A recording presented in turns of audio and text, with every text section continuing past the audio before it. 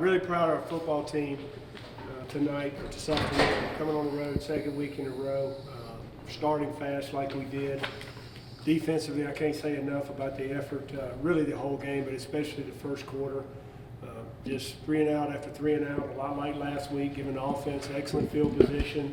I thought Nick started the game offensively and was really efficient. They like to do a lot of stunning and moving up front, and we thought we need to get them off balance by putting the ball in the air a little bit. And when you do that, you got complete balls. And I thought Nick was excellent at times.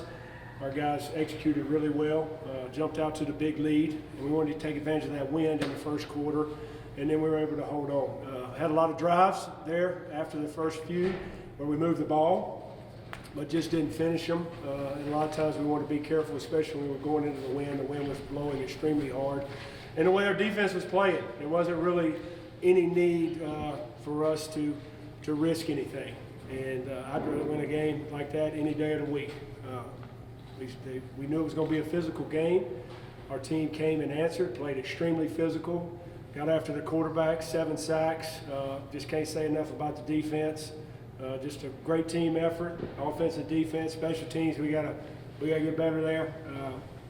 Twice we've had a block punt, which usually you get a block punt, it's going to cost you a ball game. That's going to get us beat if we don't get that fixed. You talked about your pass rush had to be the biggest change in what you've seen from your team previously this year. Well, we challenged the guys. We said we needed to affect this quarterback. We needed to get after him.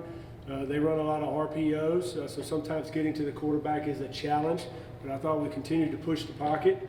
We lost contain a couple times, but I think we affected him early by getting after him. Then he was not really settled the whole game. Didn't really have time to set his feet, and when he did, he looked a little nervous back there. So proud of our guys, proud of the way they played, and love how we finished the game. And it was 2 of your younger players that kind of led the charge. I think RJ had 2 sacks, and so did Emmanuel. Yeah, those guys are improving every week. I told our defensive staff last week, we're watching the film, and at one point you've got 3 true freshmen and you've got RJ Jean in the front 4. And those guys are getting better every week. I feel like we're in a good place with our defensive line because we're playing close to 7 guys, I think 8 tonight with Anthony Smith getting in and playing. And that's going to help us through conference play. We're keeping those guys fresh. Coach Logo and Coach English are doing a great job rotating those guys where they're able to play all out and get pressure. We gotta get some more depth at the linebacker position. Josh Watson's probably playing too many plays, but he's hard to take out in the middle. Mike, what are your thoughts on Jamal's hit? Did you think it was called correctly? Yeah, they called it.